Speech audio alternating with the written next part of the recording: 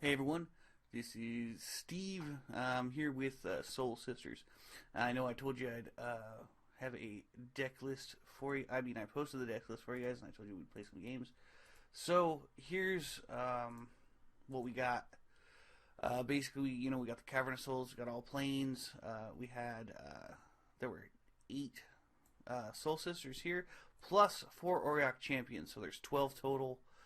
4 Sarah Ascendants, because what's kind of interesting about this deck is the idea is life gain, not necessarily high life total, but obviously one of those helpful interactions that you get when you gain life is a high life total, and the Sarah Ascendants really take advantage of that. And then of course our Martyr of Sands, because there are times we get beat down pretty bad, but this is pretty much if we can resolve a Martyr and pop it and gain life. It's usually an auto win against Burn and most other creature decks, because we're usually able to come back after that. And a lot of times what we can do is we can go turn 1 Sarah Ascendant, turn 2 Martyr of Sands, and then pop Martyr of Sands and attack for a 6/6 with the 6/6 flying lifelinker on turn 2, which is pretty awesome. And then we got a Johnny's Pride Meat. These guys are really all stars in the deck. These are our Tarmogoyfs. If we weren't running these, we would probably want to run Tarmogoyfs. The thing is, these get much, much bigger than Tarmogoyfs very quickly. And often on turn 2, there'll be a 3/3, because you have turn 1 Soul Sister, turn 2 a Johnny's Pride Mate.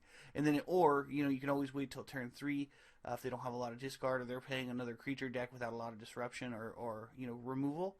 And you go Soul Sister on turn 1, and then 1 or 2 on turn 2.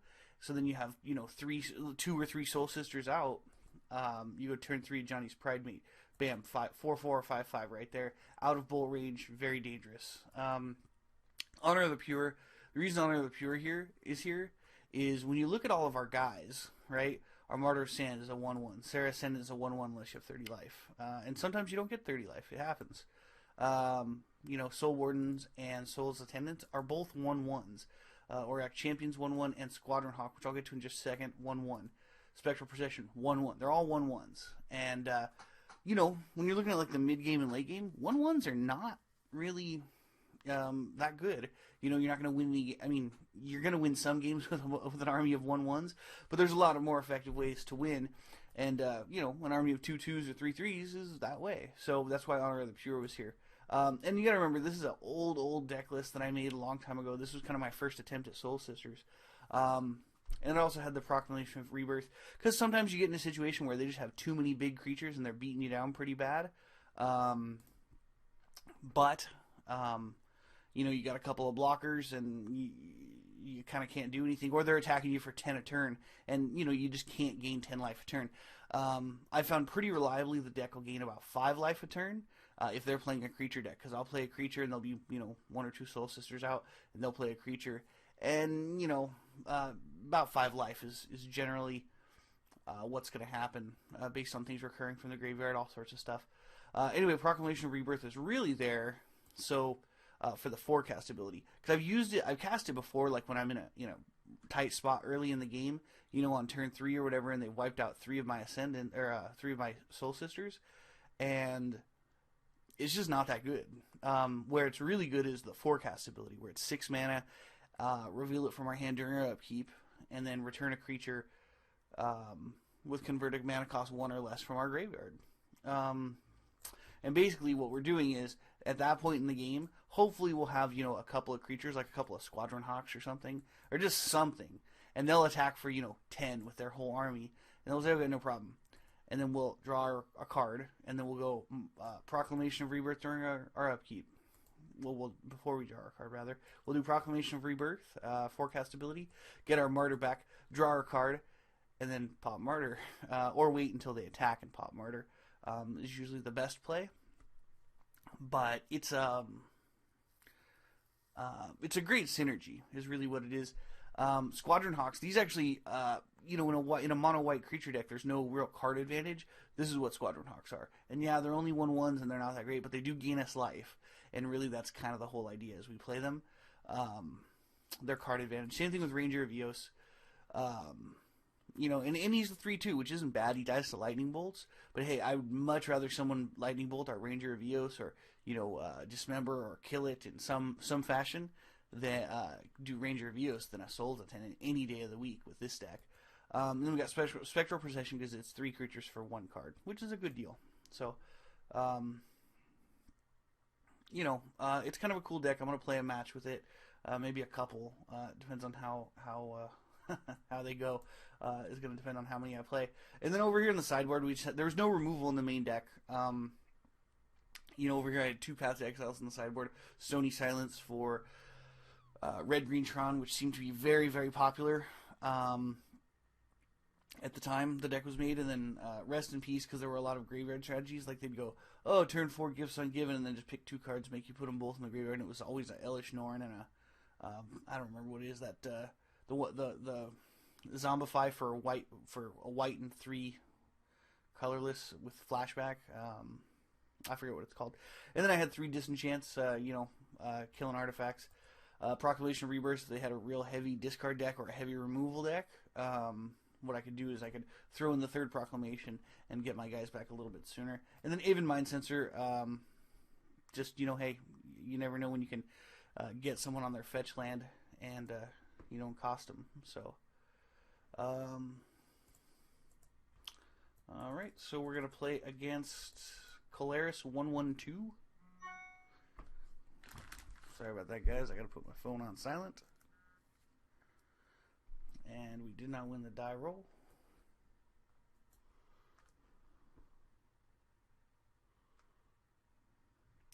Alright, now this hand is pretty good, but it can suffer pretty badly to a removal spell.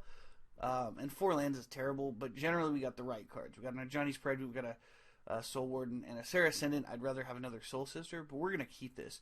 And what we're going to do on turn 1, instead of playing a Soul Warden, we're going to play a Sarah Ascendant. Because if he's going to kill our guy, I would much rather him kill a Sarah Ascendant than a Soul Warden. So, and we got another Pride Mate, which is sweet. Good deal there.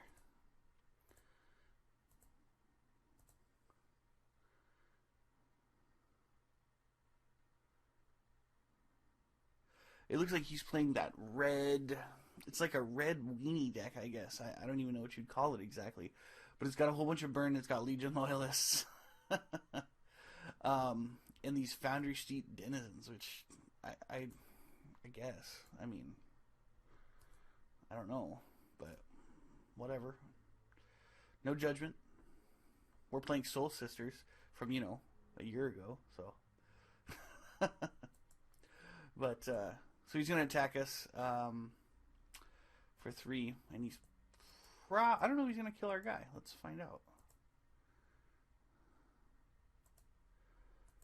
He's not going to kill our guy. Alright, so we're going to play a land, and then we're going to play our Pride Mate, and then we're going to attack. And if he's got a removal spell, he's going to kill our Pride Mate. But there's a possibility that he's only got 2 mana spells in his hand, so let's see what happens. My bet's he's got removal, but yeah, see? Okay, so he kills our Pride Mate, which is fine. In fact, in this deck, it's always interesting because much of the time they'll go for the Pride Mates because the Pride Mates are what's they're dangerous. I'm not gonna lie, but it's always kind of makes me laugh a little bit because the thing you should be killing are the things that gain us life. Because they're gonna do 2. They serve 2 functions in this deck, and it's kind of a unique deck in that aspect that you don't kill the threats, you kill the things that make the enablers for the threats. It's kind of like you have to take R&D's process for banning and restricting cards. Is you don't restrict the problem, you restrict or ban the what actually gives you Spike Shot Elder. Okay, you the enablers is what it is. Kind of like, I don't know if any of you guys played back in the old days during Necropotence rather. I always say it wrong. But yeah, if you played back during Necropotence, they kept banning everything surrounding it. And why? We've drawn land. 2 lands in a row. What a lousy deal. Alright, so we're going to play our Soul Warden first, and then we're going to play our Johnny's Pride Mate. And then we're going to get a +1/+1 counter right off the bat. We're going to always yield to that. always say yes to that, and then always yield to that. And you have to do it in that order when you're setting it, otherwise it'll ask you the first time if you want to say yes. And alright, let's attack. You can block with your Spike Shot Elder. Let me keep my Soul Warden. Okay, he's not gonna bite. But he does. Let's see what's gonna happen here. He's probably gonna attack with all 3 of his creatures. He's probably gonna kill off our Soul Warden or our Serra Ascendant. I'm not sure which. Oh, okay. So he's not gonna kill our stuff, but he is gonna give our Pridemate +2/+2. Well, 2+1/+1 counters, which is even better. So I wasn't expecting that. I was expecting him to kill our Soul Warden and then attack with his army of guys.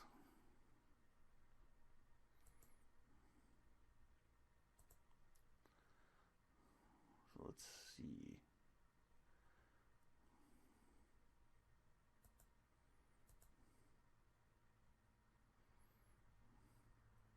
We're going to block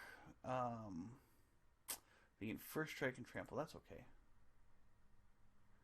I think what we're going to do is we're actually going to block the Spike Shot Elder, because I don't want him to be able to ping off my guys for free. I'm not sure if that's the best play, but it seems like a good idea. So that's what we're doing.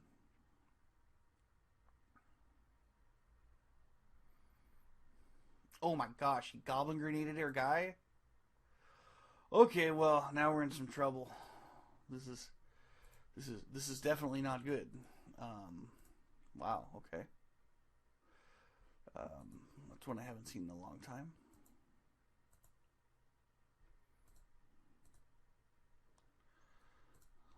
So we're going to get our 3 Squadron Hawks. And then I guess we're going to attack with our Serra Ascendant. We probably should have attacked with our Soul Warden, because I don't think he's going to block. Because I don't think he realizes the value of the Soul Warden in this deck. And then we'll play another Soul Warden. We're not going to use the ability, because we just shuffled, so there's no benefit to shuffling, and there are no more Squadron Hawks to get. But anyway, yeah. My opinion is the best approach is to okay. In my opinion, the best approach is to kill the enablers against Soul Sisters. Anyway, I'm gonna block because these guys don't have First Strike or Haste, or what is it? First Strike and Trample. So I'm blocking his 2 guys because I'll happily trade 1 for 1 because we just got all that card advantage. We have 4 cards in hand. He has 1, and we have more creatures on board. So, oh, here we go. Here's an Auriok Champion, which is sweet in any red or black matchup. Because you can't Abrupt Decay it, you can't Maelstrom Pulse it, you can't Anger of the Gods it, you can't, what's the other one? Not Anger of the Gods. Pyroclasm it. You can't Electrickery it. I mean, it's sweet. See, but now see, here's the fundamental problem that I've come across with Soul Sisters is over time.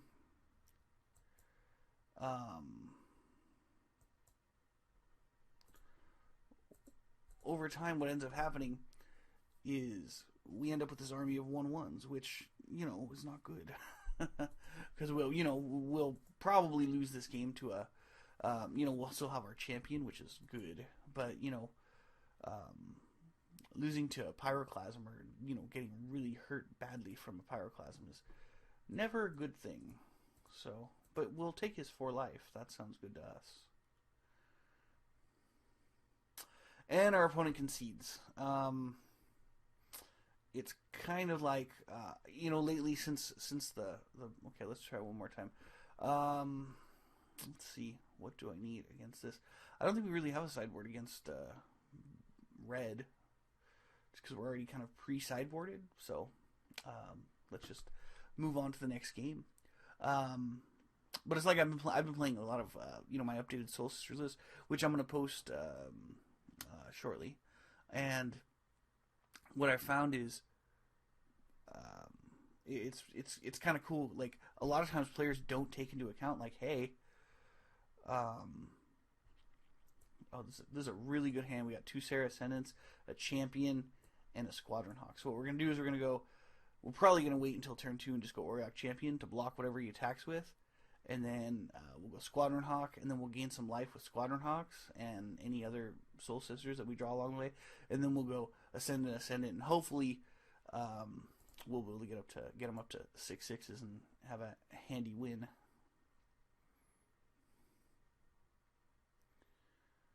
But he's probably playing a whole bunch of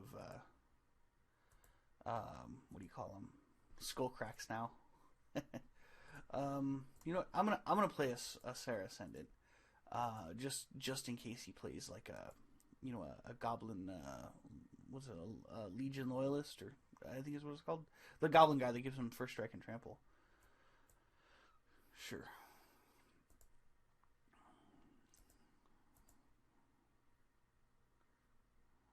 Yeah, we'll take 1. That's not a big deal.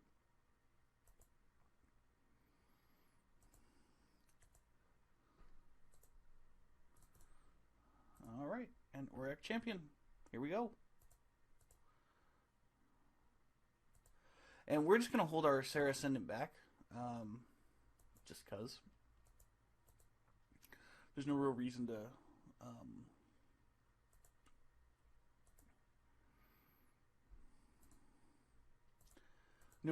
send him off to suicide. But now hopefully it'll keep him from attacking, because we're just going to block and keep killing all of his stuff. Sure. Yeah, that's fine.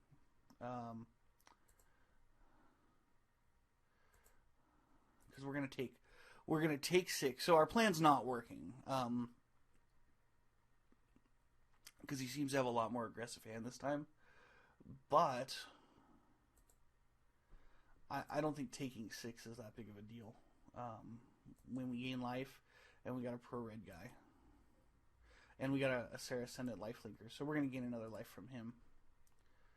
So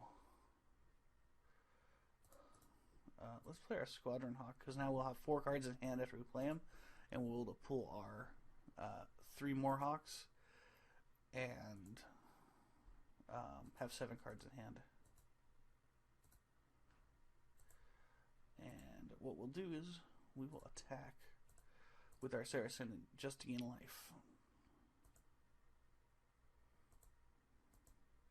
But anyway, since Pod got banned, a lot of other decks have been good, and Soul Sisters one I've been playing around with. But it really needs like a disruptive element is the thing, because it does so bad against combo. So anyway, well, I'll get to that later. I mentioned I'm gonna post the deck list up in one of my articles and read about it. We'll see what happens.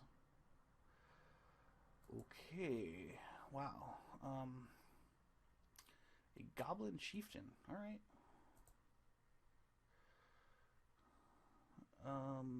Let's see, 6. That's fine. You know what? What we're really doing here is we're just trading a Squadron Hawk for his guy, which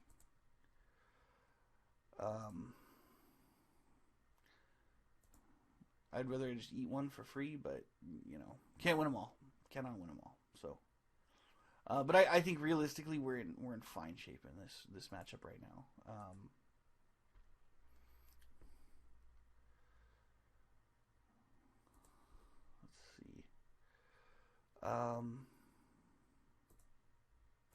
What I'm going to do is I'm going to play 2 Squadron Hawks right now, because I'm just thinking if we draw another Soul Sister, we'll want to play that. Then we'll play Spectral Procession, all at once. So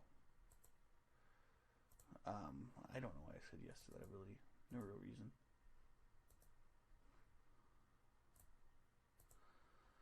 All right. And we're not going to attack because we want to be able to eat his stuff for free. Well, Squadron Hawk and Auriok Champion to eat a goblin. That's a fine deal if you ask me. Okay, well, this is kind of where things become problematic.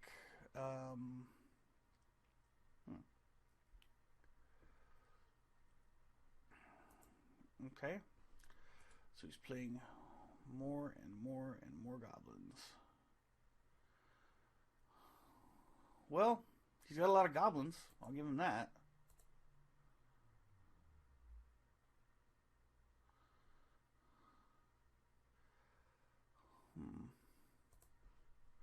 Alright, so what we're going to do is we're going to go Auric Champion and Sarah Ascendant, and then Squadron Hawk, and whoops, that's not right. And Squadron Hawk blocking the same one. And hey, we're taking 8, but we're killing 2 of his guys, and then we'll always have our Proclamation of Rebirth to kind of come back to life. We'll bring our guys back to life, rather.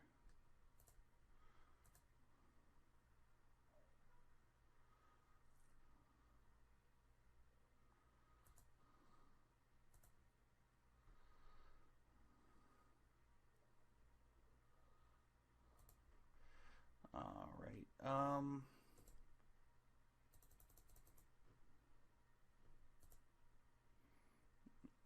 MTGO is lagging really bad right there. Alright, I guess I'm going to dump my Spectral Procession now, gain my 3 life, and then I will play my Sarah Ascendant, and then next turn get them back.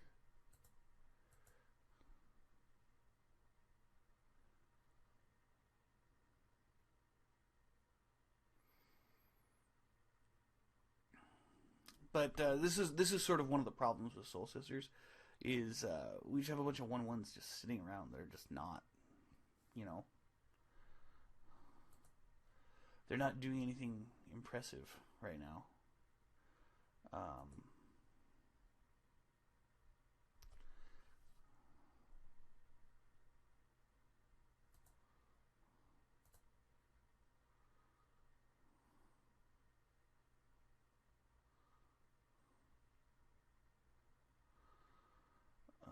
Okay, so we are going to block one of the tokens, and then we're gonna, since we have 4 other guys, we have 5 guys total, we're gonna block them all separately. So we're gonna take 6, and we're gonna kill 2 of his guys, and we're gonna lose 4 of ours, which is not a terribly good trade, but we got to do what we got to do.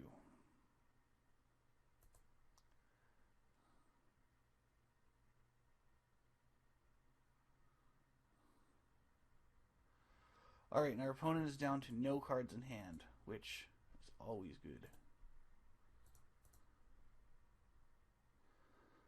So we're going to go Squadron Hawk.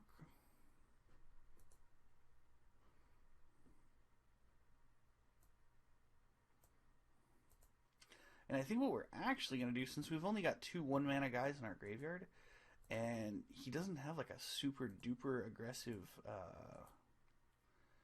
you know, attack, and he's out of cards. That's the thing. Is what I'm thinking is what we'll do, and we have 6 mana. So what we're going to start doing is we're just going to start Proclamation of Rebirthing our Sarah Ascendant every turn, and I would think that eventually getting a 1/1 every single turn with lifelink, so we essentially gain 2 life every single turn. My opponent says he's kind of surprised he hasn't seen a Martyr or a Ranger yet. I'm going to say me too.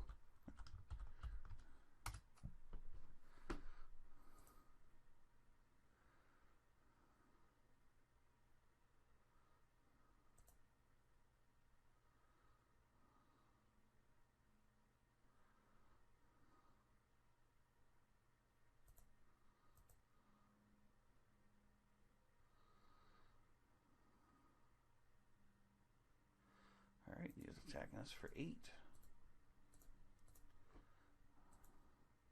Now, I don't know if our opponent knows this, but if he plays Skullcrack after I've declared blockers, he can actually kill my Auric Champion by...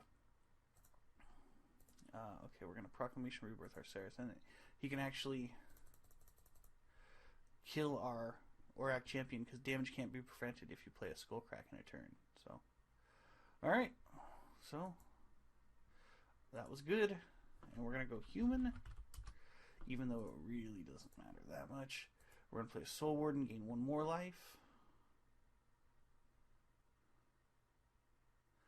And now,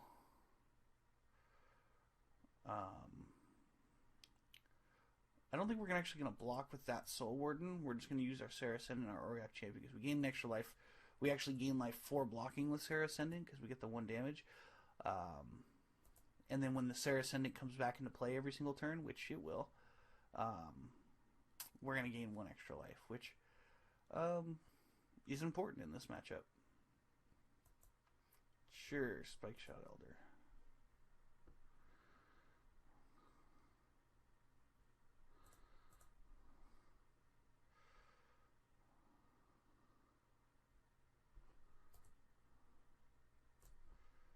So he can actually use that to do damage to me also. Sure, and he's killing our Ascendant, which is not a bad plan, that's for sure.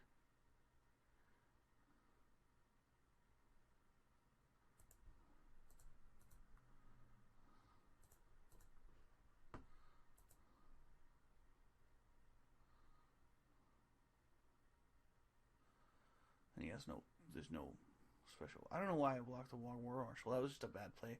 My bad, everybody. Now he's going to get another guy. Darn it. That was bad. That was a terrible play on my part. My apologies, everyone.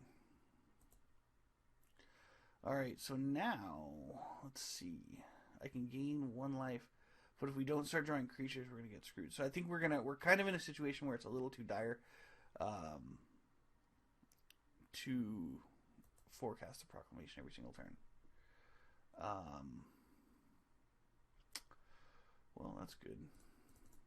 But what we're going to do for right now is we're going to play our proclamation and gain a whole mess of life. And he'll ping 1 off. And that's fine if he pings 1 off. It's going to be a Sarah Ascendant, but, you know, whatever. And then we'll be able to kill one of his guys and trade off. And we'll just keep on hoping. But notice how resilient. The thing that I liked about Soul Sisters was when you're against very aggressive decks, like, it's so resilient. Like, almost laughably so. So, I always like that about Soul Sisters. And it looks like we're going to start kind of reaching a point where we're going to have quite a bad time. Looks like it's coming up here. Just because he's going to be able to double activate his Spike Shot Elder.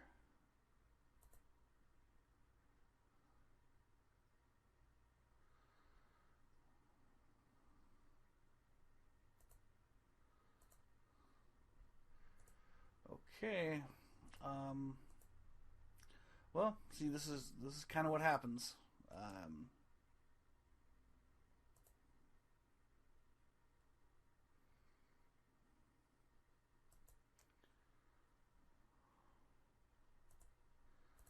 Is we don't have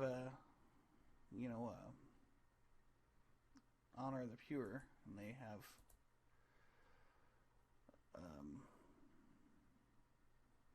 Goblin Chieftain. It's just hard. So we're going to get attacked for 10. We're going to block. Doesn't matter. Chieftain. We're going to end up taking an extra 2 from his Spike Shot Elder that he's going to activate. And really, at this point, I think the game is kind of lost. I really do. Unless we get some amazing series of draws here. We'd have to draw like a Ranger of Eos. And okay, so he's going to ding us down to 2, and then he's going to activate his Spike Shot Elder. So this game's over. We cannot win. It happens. So he just happened to have a very aggressive draw with tons of Goblin tokens, which good for him. I mean, he got us, right? And I think we're going to put in 2 Path to Exiles because his guys are painful. Had he not had that Goblin Chieftain, we that game would have been handily won, in my opinion. It was when we started having to double block where we kind of got screwed. So what we're going to do is we're going to take out 2 Spectral Processions because it just makes 1/1s, and his guys get trampled on first strike from that Legion Loyalist. So Um,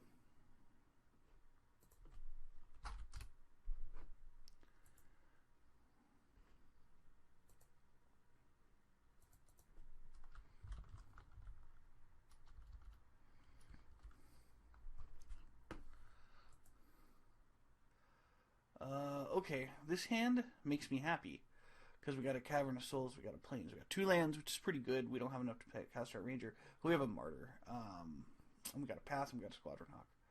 So this is totally keepable, and I'll be happy with this hand.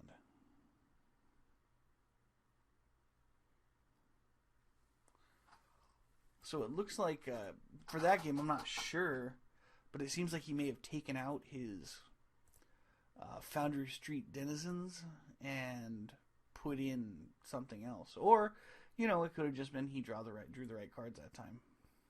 So we're probably going to get trounced a little bit here by a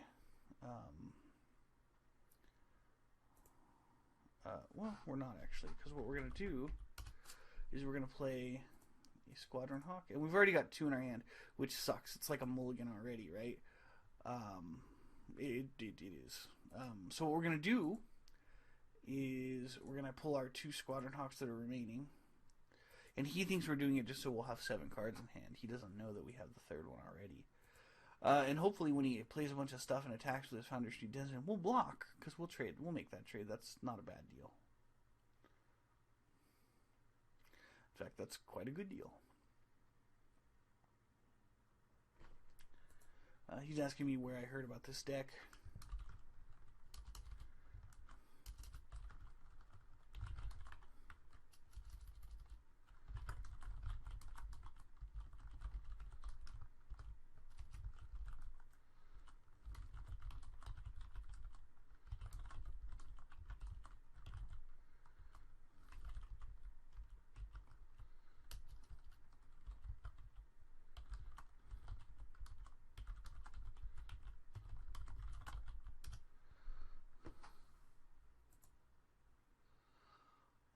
Okay, so he plays a Mog War Marshal.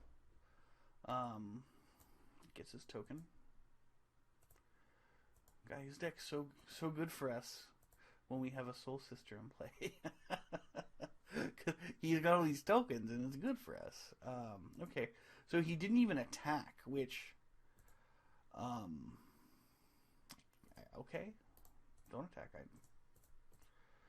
That's fine with me.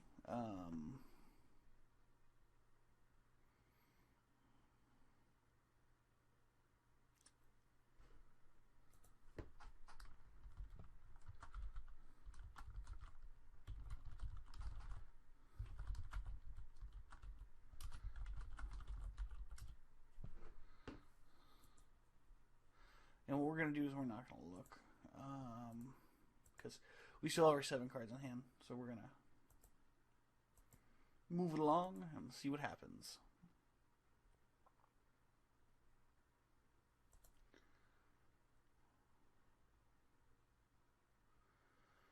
So he didn't pay the echo cost, and he got another token.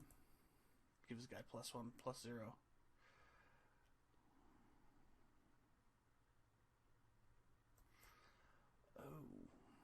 Wow, okay.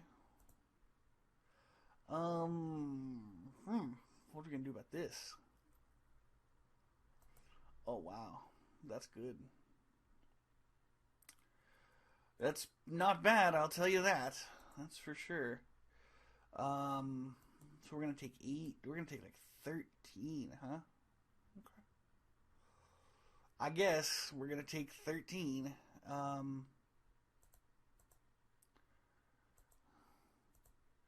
It's okay. If we draw a land, we'll be fine. If we don't draw a land, we've got problems. We drew a land, we're fine. Okay, so here's our plan. We're gonna go Martyr of Sands. Then we're going to go pop Martyr of Sands for 18 life.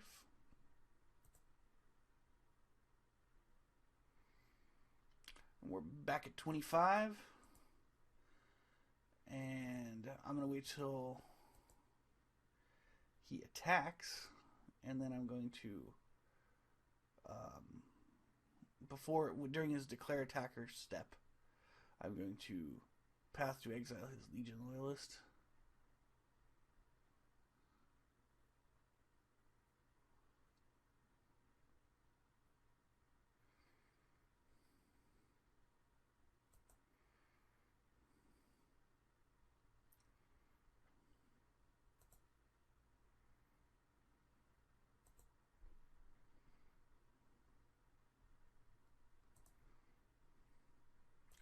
Alright, now we're going to path to exile his Legion Loyalist, and then we're going to trade. Hopefully.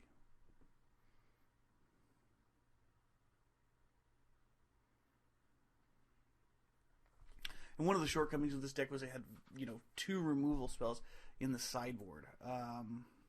And kind of the whole thing was based on, alright, let's, play some Soul Sisters, play a Johnny's Pride Mate, and kill the opponent.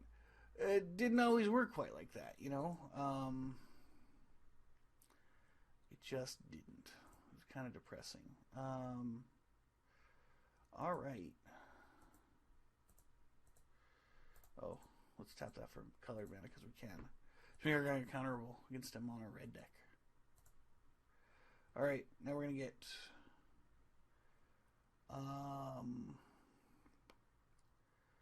see if we got a Serra Ascendant, and we're gonna get a Martyr of Sands, just in case something happens. We need to ensure that we're able to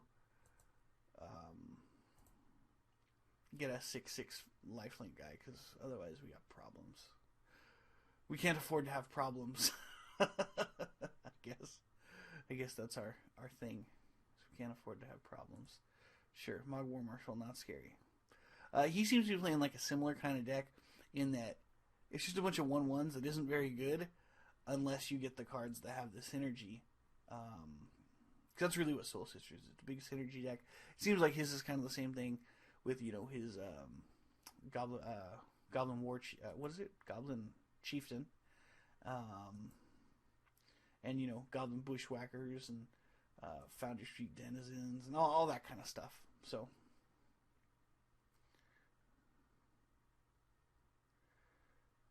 It just seems like his deck is synergistic also, and it's kind of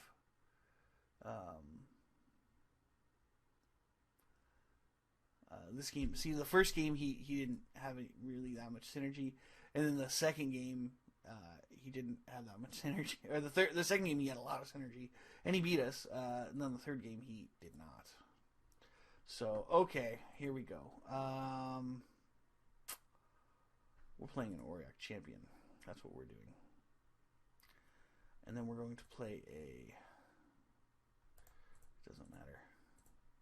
I don't know why I did that. I just didn't want it to get countered. I know it's not going to get countered, but whatever. Hey, the card's got the ability. I should use it, right? Alright, and then... Let's see. I'm going to leave him around to block in case I need him to block. And yeah, there is a possibility... he could have Skullcrack and just screw me real bad. And that's true. It could happen. But whatever. Can't win them all. Can't win them all.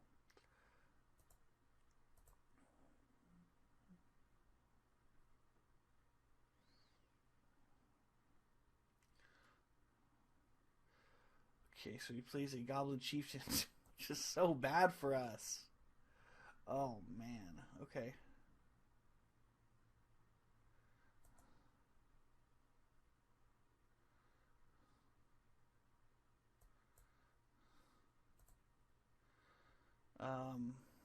Yeah, wow, that's real bad.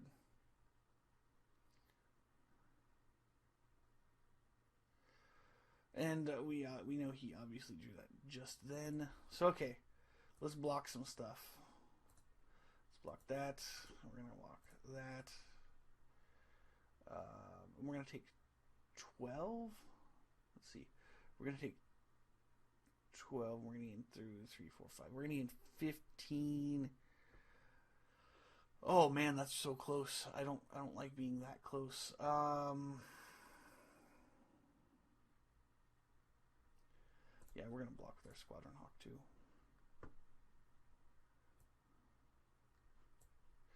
Oh, you know what? We're going to block that Martyr too. Duh. Alright. Then we're going to pop our Martyr in response to... Well, not in response, but after we declare blockers, we're going to pop our Martyr.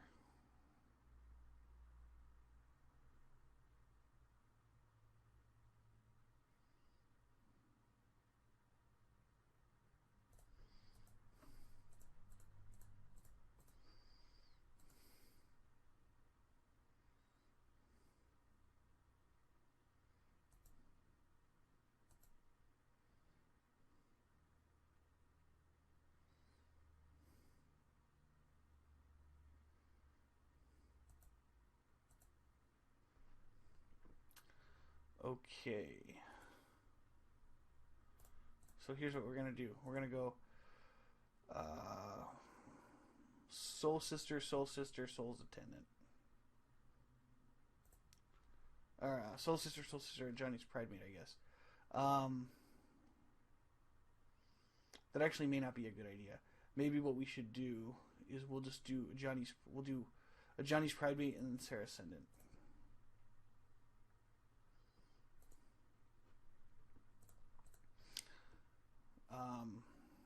Because unfortunately we didn't have one more mana, so.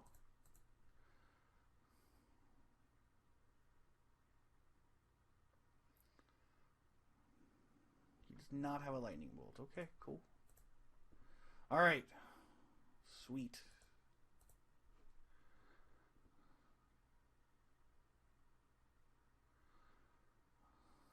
Alright. Now I'm feeling pretty good.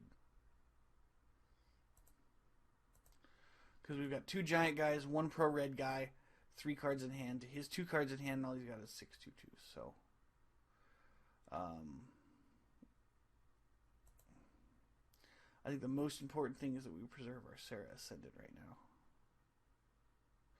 And he's probably got a Goblin Grenade, so I'm gonna, say it's important that we remember that.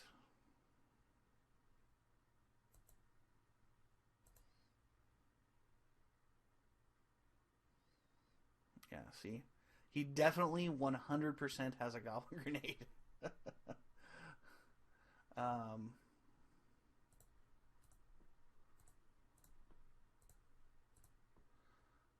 So let's see.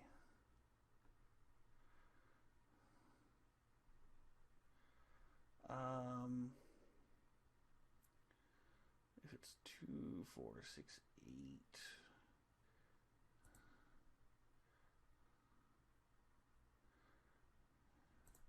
Yeah, we're going to try and kill one of his guys here.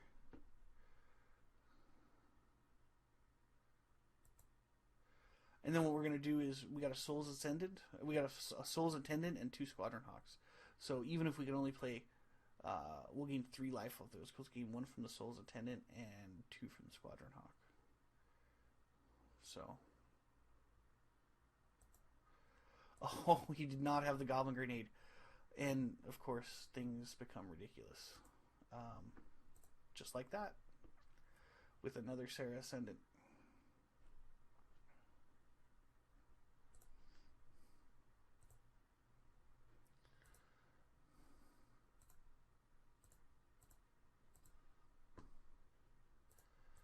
And then we play Squadron Hawk to be on block duty. And if we don't win this game, I'll be shocked. So we're just going to fly over for 6, gain our 6 life. And our opponent says good game, and he's probably going to concede now. So, but that's basically, there we go, opponent concedes. And that's basically, how Soul Sisters works is, you got to have Soul Sisters in play, and you got to play creatures, and you gain life, and works really well against other creature decks. We didn't draw a single, Honor of the Pure that match, which was kind of weird, but anyway, this was Soul Sisters. I made this deck list probably a year ago when I kind of first started playing Modern. But there are some fundamental problems with Modern, which I can talk about another time. But this is the deck. It was kind of fun to play. It was fun to play. It does really well against other creature decks. Any creature deck, but it does not do well against any kind of combo. And then control, like anything with Electrolyze, where they can just 2-for-1 me all day long. There's really not enough resiliency for that. So, to beat cards that essentially will 2-for-0 you because they draw a card also. So they lose nothing and you lose 2. So that's quite bad. So it's a 3-for-1 or a 2-for-0, however you want to look at it. But anyway, that's Modern Soul Sisters. That was my first attempt. That took what we'll do is I'm gonna have more with the updated deck list shortly, so check back for those.